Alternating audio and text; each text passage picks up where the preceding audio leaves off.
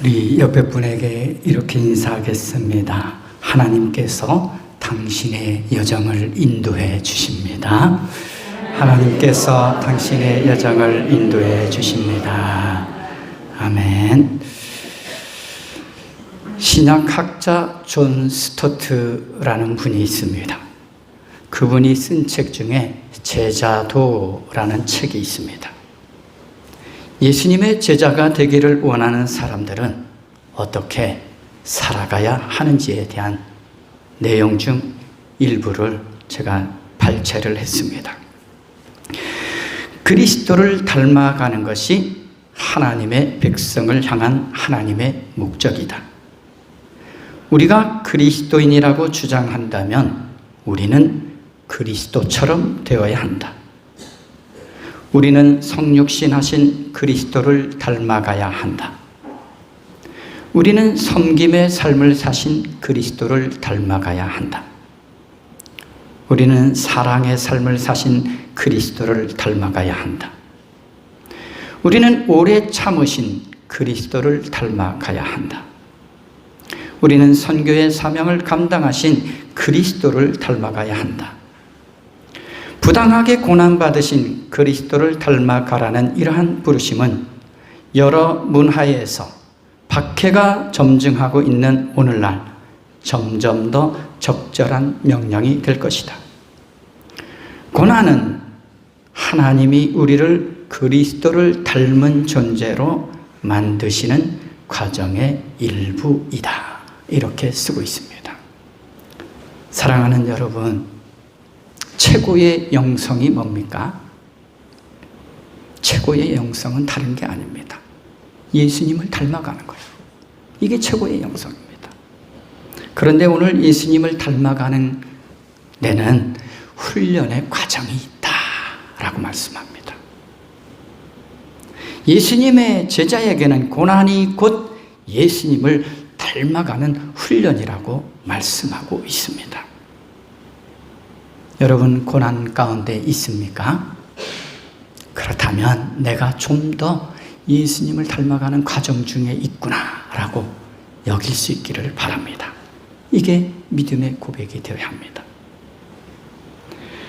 또한 그리스도인은 예수님을 닮아가기 위해서 받는 고난을 어떻게 여겨야 될까요? 예수님을 닮아가기 때문에 감사로 여길 수 있어야 되고 기쁨으로 여길 수 있는 그런 성숙한 신앙이 되어야 합니다. 그런데 여기까지 나아가기가 어렵죠. 고난을 어떻게 감사하고 고난을 어떻게 기뻐할 수 있는가? 고난만 보면 우리는 그렇게 살 수 없습니다. 그런데 이 고난이 내가 예수님을 닮아가는 거라면 그게 감사하고, 이 고난이 정말 예수님을 닮아가는 길이라면 그게 기쁨이 될 수 있다는 거죠. 그래서 우리는 고난이 감사가 되고 기쁨이 될 수 있는 이 신앙의 성숙함이 있어야 한다는 거죠. 오늘 예수님께서 제자들과 함께 갈릴리에서 계속 사역을 하심으로 인해서 예수님의 명성이 그 지역 전체에 널리 퍼져갔습니다. 즉 예수님의 이름이 드러난 것이죠. 그런데 오늘 예수님의 이름이 드러났다라는 것은 단순히 사람들이 예수님의 이름을 안다는 게 아닙니다. 예수님이 말씀을 통해서, 또한 예수님이 하신 그 행동들을 통해서 예수님의 그 전인격적인 그 모습이 나타났다는 거죠. 즉 예수님이 어떤 분이신지를 나타냈다는 거죠. 그런데 백성들 사이에 떠도는 소문에 의하면 예수님이 돌아온 엘리야 선지자이거나 구약의 예언자들과 같은 정도로 여겼습니다. 그런데 오늘 본문의 갈릴리와 이 베레와의 분봉왕이었던 헤롯 안티파스는 예수님을 세례 요한이 죽은 자 가운데서 살아났다라고 생각을 했습니다. 이 헤롯 안티파스가 이렇게 생각할 수밖에 없는 이유도 있죠. 왜냐하면 전에 헤롯이 요한을 잡아 옥에 가둔 일도 있고 결국은 요한을 죽이게 되잖아요. 그러니까 요한이 돌아왔나 이런 생각을 가지게 된 거죠. 즉, 이 헤롯이 요한을 잡아 옥에 넣은 이유가 있죠. 왜냐하면 세례 요한이 이 헤롯의 부끄러운 일을 들춰냈기 때문이죠. 왜냐하면 헤롯이 자기의 이복 형제 빌립의 아내인 그 헤로디아를 취한 것을 보고 세례 요한이 그 결혼에 대해서 비판을 했기 때문입니다.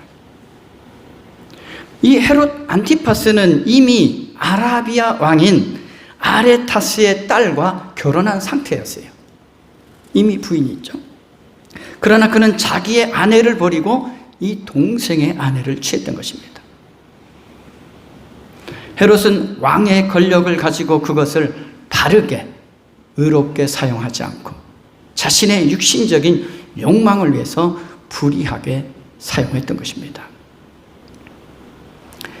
여러분, 세상을 다스리는 통치자들이 하나님의 공의와 정의와 사랑을 가지고 통치하는 것은 쉽지 않습니다.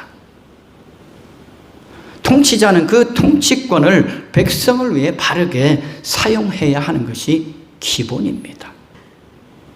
그러나 오늘 헤롯과 같이 오늘날의 대부분의 통치자들도 그 권력을 자신의 욕망을 위해서만 사용하는 현실 속에 있다는 거죠. 왜냐하면 대부분의 통치자들도 권력과 명예와 부와 물질적인 이 정욕에 사로잡혀 있기 때문입니다. 우리가 작은 예를 들어서도 알 수 있어요.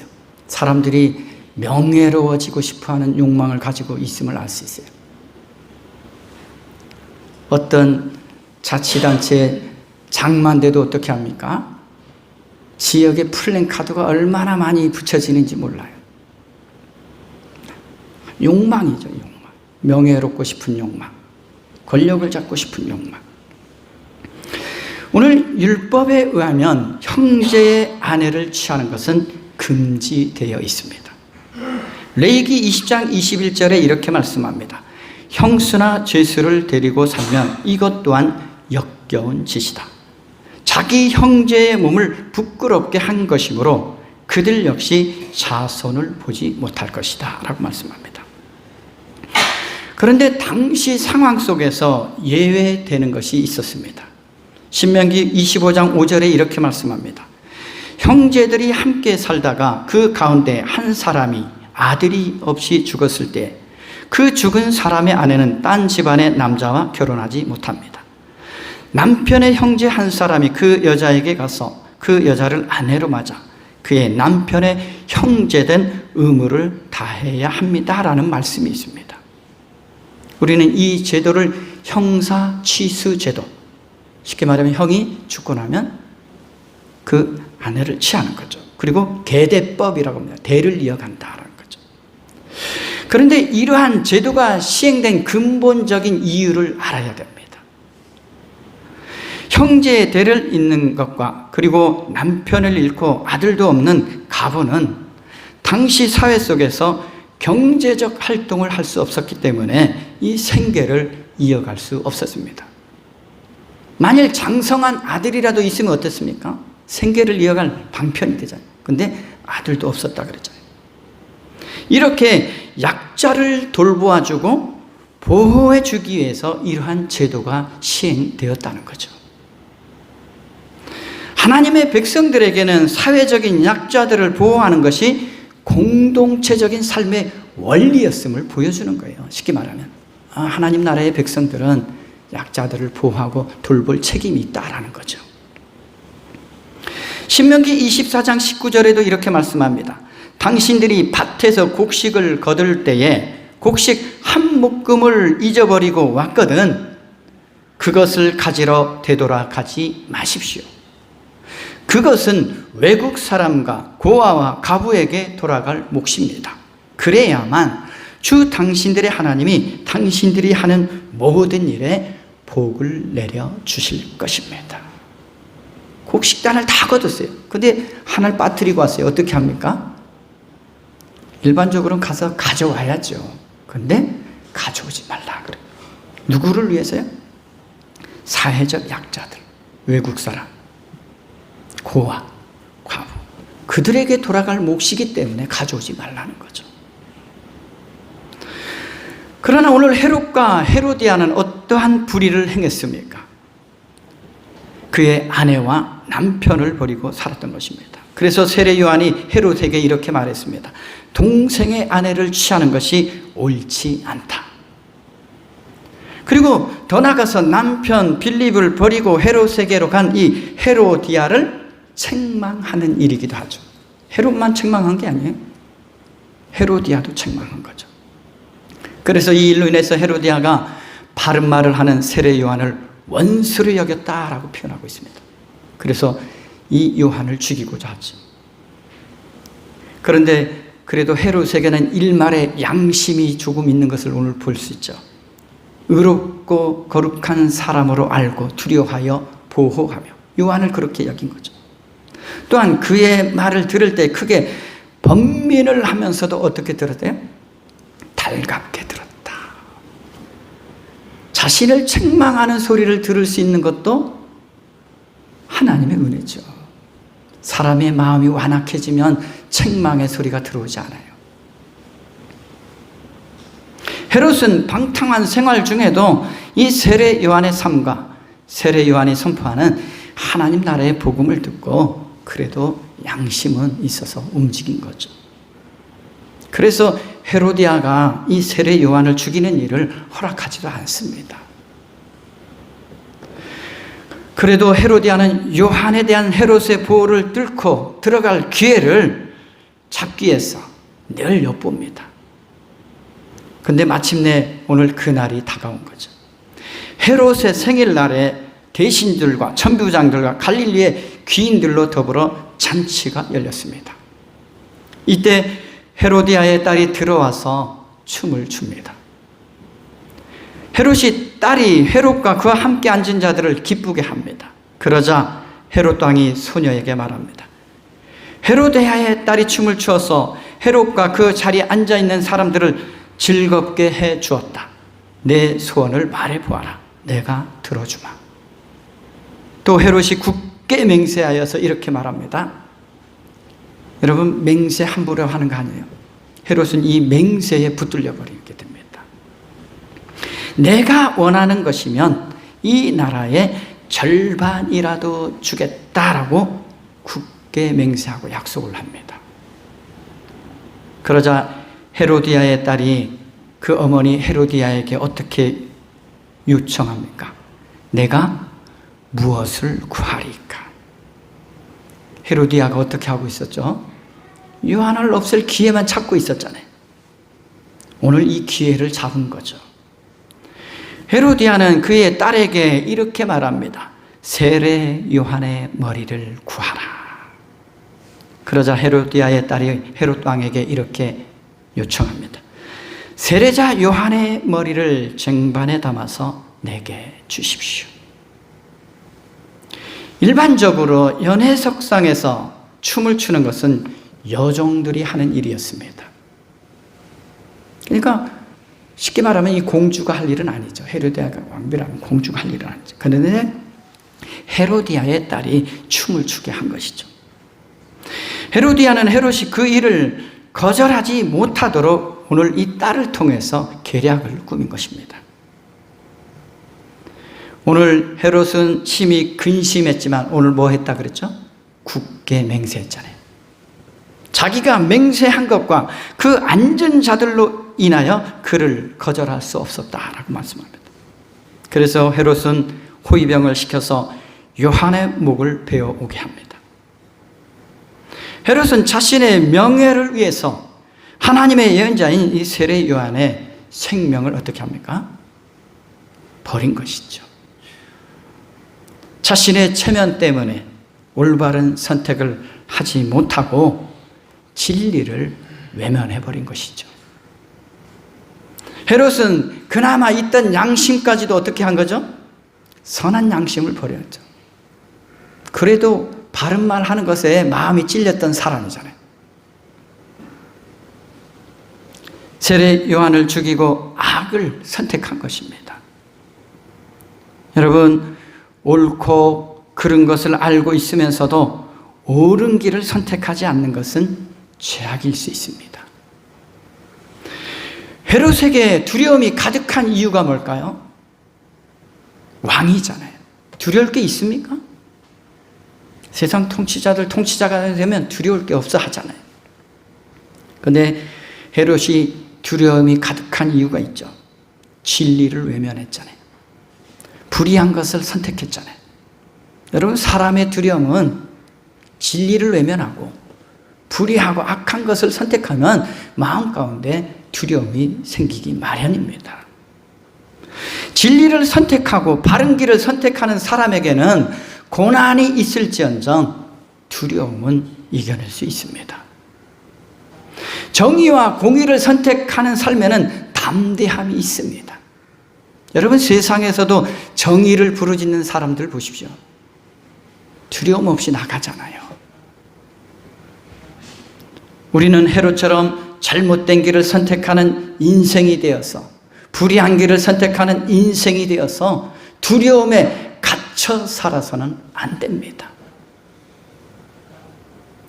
그리고 오늘 말씀을 듣고 번민하던 헤롯처럼 여러분, 말씀을 들으면 번민하는 것으로 끝나서는 안 된다는 거예요. 말씀을 들었다면 그 말씀을 따라 행하기를 힘써야 한다는 것입니다. 말씀을 듣는 것에서 그치면 안 된다는 거죠. 누가 복 있는 사람입니까?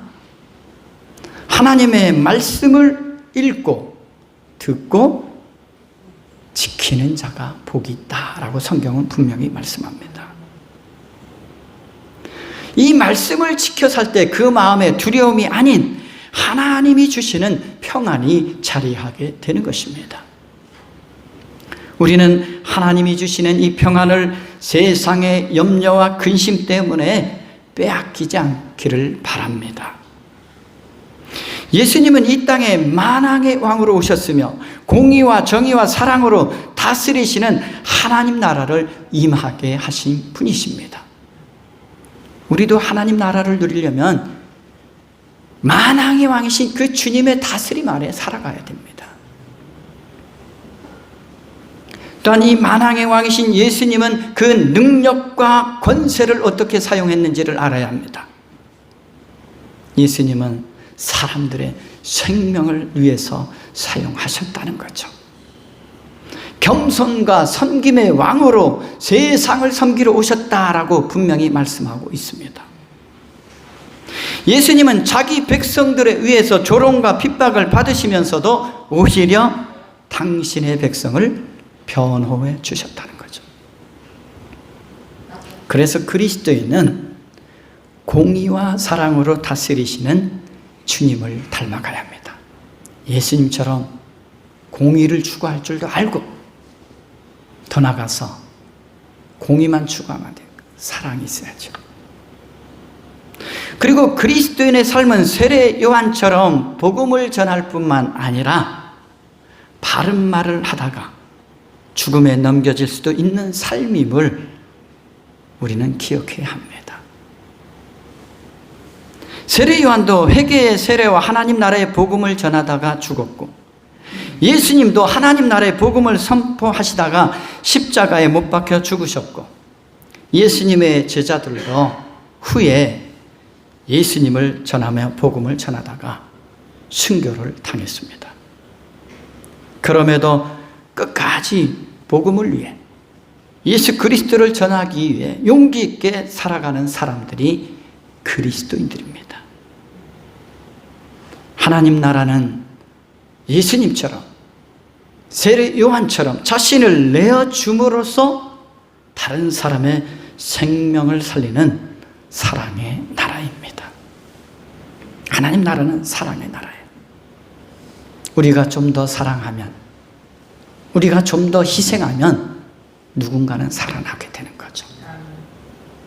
우리는 이런 역할을 감당해야 합니다. 내가 피곤하다고, 내가 힘들다고 희생하지 않고 사랑하지 않으면 다른 사람 살아날 수 없어요. 우리 자신도 살아나지 못합니다. 또한 만일 세례 요한이나 예수님이나 예수님의 제자들이나 죽음에서 끝났다면 지금 우리들에게도 더 이상 소망은 없었을 것입니다. 하지만 예수 그리스도의 부활하심으로 말미암아 우리 모두는 죽음이 끝이 아닌 영원한 생명을 누리는 인생이 되었다는 것을 기억해야 합니다. 그래서 믿는 자는 그 죽음에도 소망이 있다라고 성경은 말씀합니다. 우리는 죽음에서 생명으로 나아가기 때문에 기쁨과 평화가 넘치는 삶을 살아가는 것입니다. 여러분, 죽음을 앞두고 소망이 있는 사람이 얼마나 될까요? 믿음이 없는 사람은 죽음을 앞두고 소망을 가질 수가 없습니다. 우리는 믿음이 있기 때문에 죽음을 앞두고도 소망 가운데 살아가는 거죠. 왜냐하면 영원한 하나님 나라의 삶을 주님과 함께 누리게 되기 때문입니다. 우리는 이 땅에서 살아가면서 무엇을 위하여 어떻게 살다가 주님 나라의 삶을 살아갈지를 생각하는 삶이 되어야 합니다. 날마다 먹고 마시고 즐기는 삶을 추구하지 말고 진리를 추구하고 의를 추구하고 거룩함을 추구하고 하나님이 합당히 받으실 만한 그런 삶을 살아가야 되는 것이죠. 또한 이러한 하나님 나라의 가치를 추구하는 삶은 평탄하지가 않아요. 왜냐하면 세상은 헤로디아처럼 계략을 꾸미며 헤로디아의 딸처럼 냉정하며 헤롯처럼 불의에 가득 차 있어서 예수 그리스도의 사람들을 무너지게 넘어지게 하려고 안간 힘을 쓰기 때문입니다. 여러분, 살다 보면 믿는 사람들과만 교제하는 게 아니잖아요. 저도 믿음 없는 사람들과 교제합니다. 운동도 하고. 근데 대부분이 그래요. 유혹거리를 하나씩 득득 던져요. 이러고 한번 해보십시오. 저거 한번 해보십시오. 여러분, 그런 경우 많이 당하지 않습니까? 믿음 없는 사람들은 믿음 있는 사람들이 넘어지길 원해. 시험에 들길 원해. 예수님을 닮아가지 못하도록 만들길 원하죠. 예수 그리스도를 믿고 살아가는 사람에게는 정말 주님을 닮아가야겠다.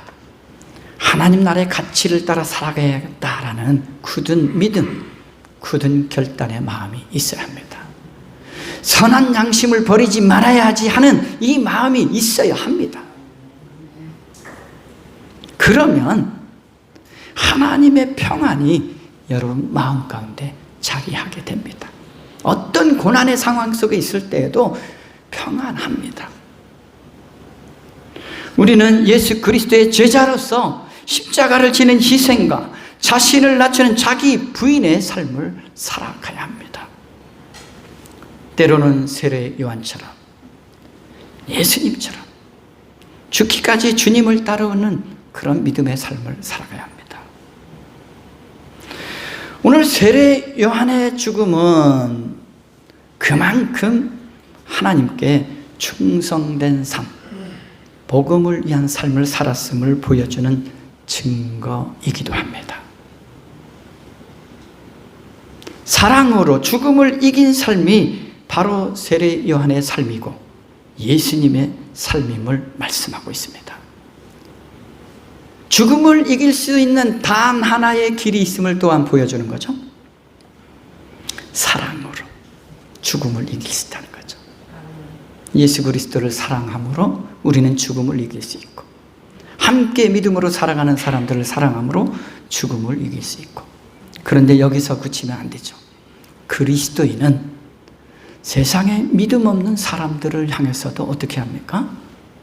긍휼히 여길 줄 알고 사랑할 줄 알고 더 포용력 있는 사랑을 나눌 줄 아는 삶이 되어야 합니다. 이게 참된 그리스도인의 삶이에요.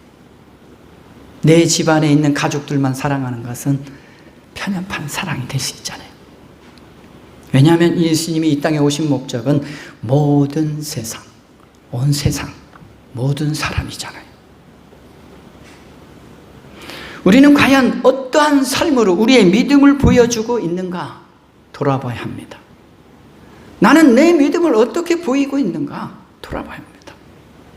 정말 죽기까지 충성된 제자의 삶, 사랑하는 삶을 살고 있는가 돌아봐야 합니다. 우리의 삶이 자기 희생과 자기 부인을 통한 사랑을 나타내며 절대 사랑으로 십자가를 지시기까지 우리를 사랑하시는 예수님의 이름을 드러내는 삶이 되고 있는가 돌아봐야 합니다. 여러분, 사랑했다고 섬겼다고 내 이름 드러내려고 하지 말고 나를 통해서 일하시는 그 예수님을 드러내고 나를 사랑하신 그 예수님의 사랑을 드러내는 통로가 되어야 하는 것입니다. 우리는 하나님 나라의 복음을 위하여 바른 믿음과 바른 삶으로 이 땅에서 하나님 나라의 삶을 살아가다가 또한 영원토록 주님 안에서 누리게 될 그 영원한 세계를 또한 바라볼 수 있어야 합니다. 그리스도인은 지금의 삶도 중요하지만 영원도 바라볼 수 있어야 합니다. 왜냐하면 지금의 삶이 영원과 이어지는 것이기 때문이죠. 또한 오늘 헤롯을 통해서 우리는 발견해야 합니다. 예수님만이 우리 인생, 온 세상의 완전한 통치자이실 뿐만 아니라 생명과 평안을 주시는 유일한 통치자이심을 깨달아야 한다는 것입니다. 예수님만이 하나님 나라를 이 땅에 임하게 하신 분이심을 잊어서는 안 됩니다. 또한 예수님은 지혜로 말씀을 가르치시고 병든 자를 치유하시고 죽은 자를 살리시고 귀신을 쫓아내신 것 때문에 알려지신 것이 아니라는 거예요. 세상 사람들은 그랬죠. 예수님이 말씀 가르치는 게 놀랐다 그랬죠. 지혜로 가르치니까. 저 지혜가 어디서 나오는 것일까 놀랐죠. 예수님이 병든 자를 치유하시니까 어떤 사람들은 귀신의 왕 바알세불을 힘입었다라고 조롱했죠. 귀신을 쫓아내는 일도 마찬가지죠. 그런데 오늘 예수님이 알려주신 가장 근원적인 이유는 모든 세상 만물을 살리시기 위해서 고난을 받으신 것 때문에 알려지셨다는 거죠. 십자가를 지신 것 때문에 알려지셨다는 거죠. 우리를 살리기 위해서 죽으셨기 때문에 알려지셨다는 거죠. 우리는 이 사실을 놓쳐서는 안 됩니다. 그리고 우리는 이 십자가를 보면서 희망을 볼 수 있어야 합니다. 영원한 생명을 볼 수 있어야 되고 영원한 하나님 나라를 볼 수 있어야 합니다. 우리도 예수님을 믿는다는 것 때문에 고난받을 수도 있죠. 예수님 믿는 것 때문에 고난받으신 분은 많을 거예요. 여기 자기 재산도 뺏겨본 사람도 있잖아요. 장자인데도 예수 믿는다는 것 때문에 재산도 뺏겨보고 때로는 성경책도 찢김 당해보고 때로는 동네 어르신들한테 비방도 받아보고 미쳤냐라는 비방도 받아보고 우리가 경험했던 삶 아닙니까? 저도 경험한 삶이죠. 그런데 예수님을 진정으로 따르면 생명이 있습니다. 평강이 있고 하늘의 기쁨과 즐거움이 있습니다. 그러므로 우리는 왕이신 우리 주님 예수 그리스도 안에 있는 우리의 삶이 참되고 영원한 소망이 있는 삶임을 기억하며 살아가시기를 주님의 이름으로 기원합니다. 기도하겠습니다. 자비하신 하나님 아버지, 정말 예수님의 이름이 저희들에게 알려지신 이유는 우리를 사랑하신 그 사랑 때문임을 잊지 않게 하여 주시옵소서. 또한 우리의 삶 역시 우리를 사랑하시는 예수님을 알리고 예수님의 사랑을 나타내는 복음의 삶이 되게 하여 주시옵소서. 감사드리며 예수 그리스도 이름으로 기도드립니다. 아멘.